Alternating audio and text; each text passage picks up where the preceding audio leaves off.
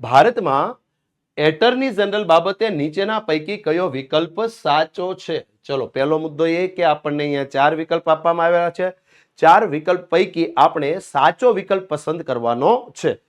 Option A છે કે રાષ્ટ્રપતિ ઉચ્ચતમ ન્યાયાલયના ન્યાયાધીશ તરીકે નિમવાને લાયક હોય તેવી કોઈ વ્યક્તિને ભારતના એટર્ની જનરલ તરીકે નિમી શકે છે. ઓપ્શન બી છે દર્શાવેલા તમામ. ઓપ્શન સી છે ઉચ્ચતમ ન્યાયાલયના ન્યાયાધીશને જે રીતે અને જે કારણે હોદ્દા ઉપરથી દૂર કરવામાં આવે તે રીતે અને તે કારણે તેમને હોદ્દા પરથી દૂર કરી શકાશે. ઓપ્શન ડી છે કે તેઓ ફક્ત રાજ્યસભામાં હાજરી આપી શકે છે તેમજ પોતાનો મત આપી શકે છે.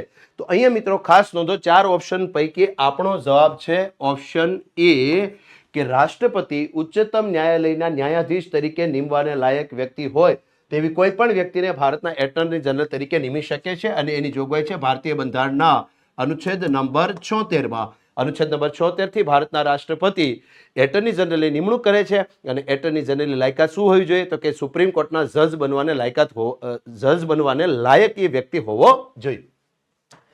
દર્શાવેલ તમામ તો ખોટું છે.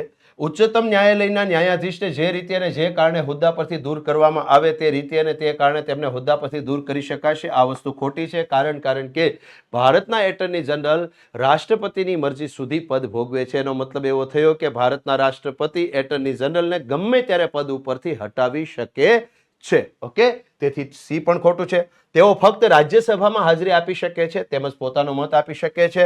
તો આ વિધાન પણ ખોટું છે. કારણ કે બંધારણના આર્ટિકલ નંબર 88 બંધારણના અનુચ્છેદ નંબર 88 એટર્ની જનરલ અને મંત્રીઓના વિશેષાધિકારો આપેલા છે, જેમાં સ્પષ્ટ કરેલું છે કે એટર્ની જનરલ સંસદના બેમાંથી કોઈ પણ ગૃહમાં હાજર રહી શકે છે, કાર્યવાહીમાં ભાગ લઈ શકે છે અને બેમાંથી કોઈ પણ ગૃહમાં બોલી શકે છે. પરંતુ એટર્ની જનરલ સંસદના બેમાંથી એક પણ ગૃહમાં મત આપી શકશે નહીં. કારણ કે તે એકેય ગૃહનો સભ્ય હોતો નથી. તો અહીંયા લખ્યું છે કે તેઓ ફક્ત રાજ્યસભામાં હાજરી આપી શકે છે, તો એ વાત ખોટી છે. તેમજ પોતાનો મત આપી શકે છે, તો મત તો એક પણ ગૃહમાં આપી શકતા નથી. તેથી બી, સી ને ડી ખોટા છે અને તેથી આપણો જવાબ છે અહીંયા ઓપ્શન એ.